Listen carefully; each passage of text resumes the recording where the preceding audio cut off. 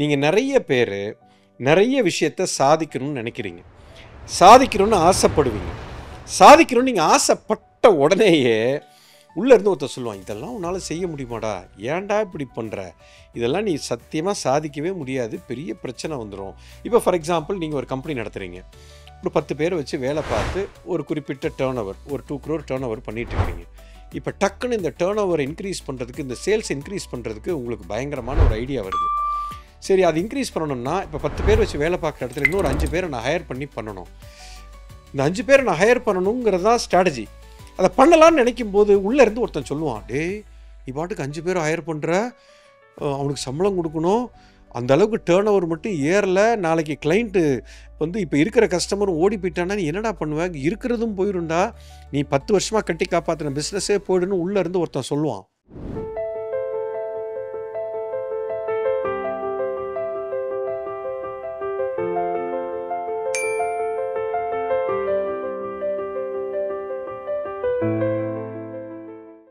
நம்ம பண்ண மாட்டோம்.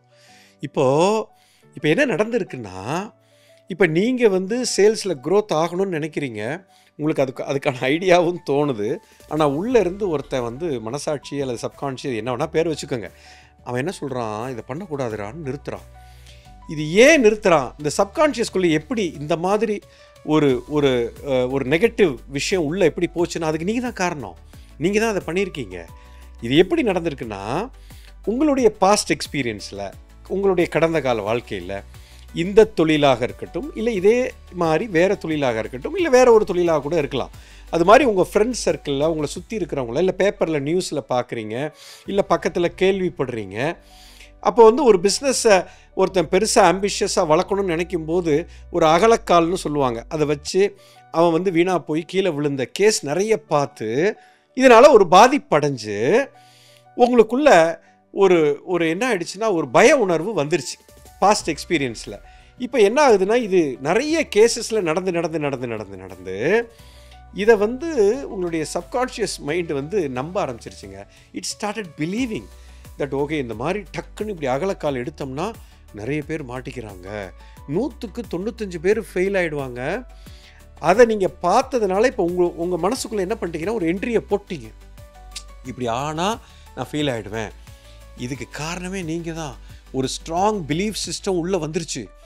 இப்போது உள்ளுக்குள்ளே இருக்கிற சப்கான்ஷியஸ் மைண்டில் இப்படி ஒரு பிலீஃப் சிஸ்டம், ஒரு நம்பிக்கையை நீங்கள் ஏற்படுத்திட்டீங்க இல்லையா, நீங்கள் உண்மையிலேயே சக்ஸஸ்ஃபுல்லாக உங்கள் கம்பெனியை வளர்க்கணும்னு நினச்சி செஞ்சால் கூட இந்த பிலீஃப் சிஸ்டம் வந்து அதை கொண்டுடுங்க, கட்டாயம் நீங்கள் நஷ்டத்தில் தான் போவீங்க. You understand? இதுதாங்க பெரிய டேஞ்சரு. நல்லா புரிஞ்சுக்கோங்க சார். 100க்கு 95 பேர் இந்த தப்பை பண்ணுவான், ஆனால் இதை வந்து 5 பேர் ஜெயிப்பான். யார் அந்த 5 பேர்னா, ஒரு விஷயத்தை நான் செய்யும் போது எனக்கு தடை வரும், புதுசாக ஒன்று செய்யும்போது அந்த தடை வருது, நான் ஃபெயில் ஆகிட்டேன்னு நீங்கள் பார்க்கக்கூடாது. It is a feedback from the existence.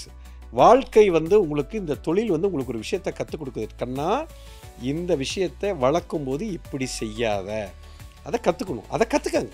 It is not a failure, it is a learning. அடுத்தது செய்யும்போது கொஞ்சம் வேறு மாதிரி செய்யுங்க, அடி விழும், கற்றுக்கங்க, இப்படி செய்யக்கூடாது. அடுத்தது வேறு மாதிரி செய்வீங்க, அடி விழும், கற்றுக்கங்க, இப்படி செய்யக்கூடாது. இது அப்படியே போனீங்கன்னா ப்ராசஸ் ஆஃப் எலிமினேஷனில் என்னெல்லாம் செய்யக்கூடாது எல்லாம் கற்றுக்கிட்டீங்க. இப்போ கரெக்டாக புதுசாக ஒன்று செய்வீங்க, ஜெயிச்சிருவீங்க. இதுதாங்க சக்ஸஸ் ஃபார்முலா. இது எல்லாமே ஃபெயிலியர் கிடையாது, ஃபீட்பேக்கு.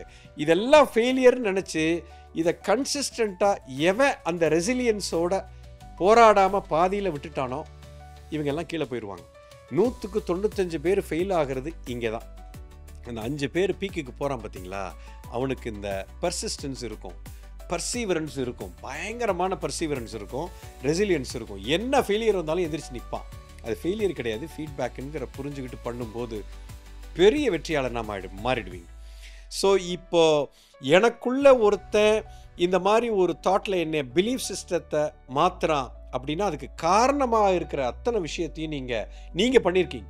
அதை ரிமூவ் பண்ணிட்டாலே இது மாறிடும். பாரத தேசத்தின் நெடிய ஞான மரபின் தொடர்ச்சி குரு மித்ரே சிவா நடத்தும் அல்கெமி புரோகிராமில் பங்கேற்க ரெஜிஸ்டர் செய்யுங்கள் அல்லது கால் 9655992559 எங்கள் வெப்சைட் www.matangifoundation.org. எனக்கு இப்போ நான் பேசுகிற பேச்சு இன்னைக்கு பீப்புளுக்கு ரீச் ஆகலை, ஆனால் தோக்கலை. இப்போ நான் பேசுகிறத பீப்புள் ரசிக்கலை. இப்போ அந்த பீப்புள் ரசிக்கிற மாதிரி நான் எப்படி பேசணுங்கிறத நான் கற்றுக்கிறேன். இப்போ அடுத்த நான் வேறு மாதிரி பேசுவேன். இப்போ வேறு மாதிரி பேசும்போது இப்போ ரசிக்கிறாங்களான்னு பார்ப்பேன். இப்போவும் ரசிக்கலை. ஓஹோ, அப்போ நான் பேசுகிறது தப்பாக பேசுகிறணும், சரி அடுத்த ரசிக்கிற மாதிரி பேசலாம், இது எப்படி பேசுகிறது கடவுளை எனக்கு சொல்லிக் கொடுப்பா அப்படின்னு கேட்பேன். அடுத்த நான் வேறு மாதிரி பேசுவேன். இப்போ ரீச் ஆகுதா? ரீச் ஆகலை. இப்போவும் நான் தோக்கலை. It's a feedback. மறுபடியும் பேசுவேன். இப்போ நான் பேசுகிறது ரசிக்கிறாங்க, இப்போவும் ரசிக்கலை.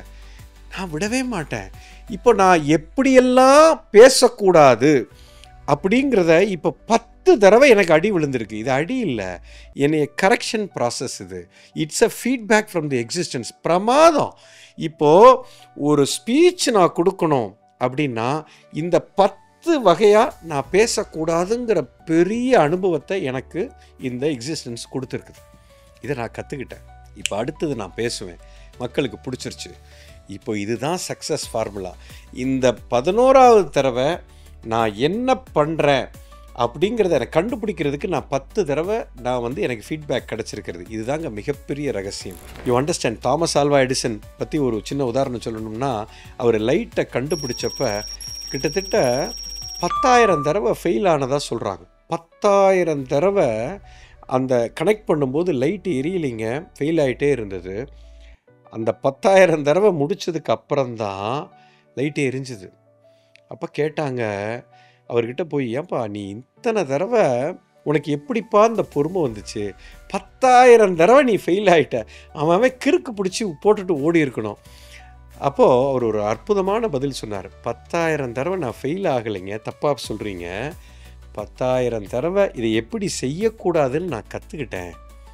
இப்போது இந்த உலகத்திலேயே எனக்கு மட்டும்தான் இப்படியெல்லாம் செய்யக்கூடாதுங்கிற மிகப்பெரிய அனுபவம் எனக்கு தான் கிடச்சிருக்கு. யாருக்குமே இந்த அனுபவம் இல்லை. இவ்வளோ பெரிய அனுபவத்தை எனக்கு இந்த எக்ஸிஸ்டன்ஸ் கொடுத்துருக்கு. அதுக்கப்புறம் தான் இந்த ரைட் சொல்யூஷனை நான் கண்டுபிடிச்சேன். இது ஒரு மிகப்பெரிய எனக்கு ஒரு புரிதலை கொடுத்துருக்கு. பாருங்கள், look at the positivity this man is caring. அதனால தான் அவர் மிகப்பெரிய ஆளாக இருக்கிறார். சப்போஸ் பாருங்கள், 9,900 தடவை அவர் அதை பண்ணி பார்த்துட்டு அவர் போடா இனி நான் இது ஒத்து வராது, நான் இதை விட்டுருக்கேன்னு நினச்சிட்டு விட்டுட்டானா, இன்னும் ஒரு 100 தடவை அவன் பண்ணியிருந்தாங்கன்னா அவர் ஜெயிச்சிருப்பார். என்ன கொடுமையாக இருக்கும், கொஞ்சம் யோசிச்சு பாருங்கள். ஐயா, இப்படித்தான்யா நீங்கள் நிறைய விஷயத்த பாதியில் விட்டுறீங்க, ஹரிசான்டலாக விட்டுறீங்க. வெர்டிக்கலாக அதனுடைய இன்டெப்த்துக்கு யாருமே போகிறதில்ல. யார் ரொம்ப ஆழமாக ஃபெயிலியருங்கிறது இல்லாமல் அந்த தப்பாக போகிறத சரி பண்ணி உள்ளே போகிறானோ, இவனுக்கு தோல்விங்கிறதே கிடையாது. No such thing as failure unless otherwise you decide I have failed. நான் ஃபெயில் ஆகிட்டேன்னு நான் முடிவு பண்ணாதான், இல்லைன்னா ஃபெயிலியரே கிடையாது. I will keep on trying. What's a problem? I am passionate about what I am doing. நான் செய்கிற வேலை எனக்கு ரொம்ப பிடிச்சிருக்கு, நான் பேசிக்கிட்டே தான் இருப்பேன். நான் எப்படி பேசினா இந்த மக்களுக்கு புரிய வைக்கணுங்கிறத நான் விடவே மாட்டேன். கடைசி வரைக்கும் நான் போராடுவேன். அது போராட்டம்னே இல்லை, அது ஜாலியாக பண்ணுவேன். கடைசியில் நான் கரெக்டான சொல்யூஷனுக்கு வந்துடுவேன். நான் பேசுகிறது மக்களுக்கு பிடிக்கும். வெற்றி நமக்கு. புரிஞ்சிருக்கும்னு நினைக்கிறேன். பாரத தேசத்தின் நெடிய ஞான மரபின் தொடர்ச்சி குரு மித்ரே சிவா நடத்தும் அல்கெமி புரோகிராமில் பங்கேற்க ரெஜிஸ்டர் செய்யுங்கள் அல்லது கால் 9655992559. எங்கள் வெப்சைட் www.matangifoundation.org.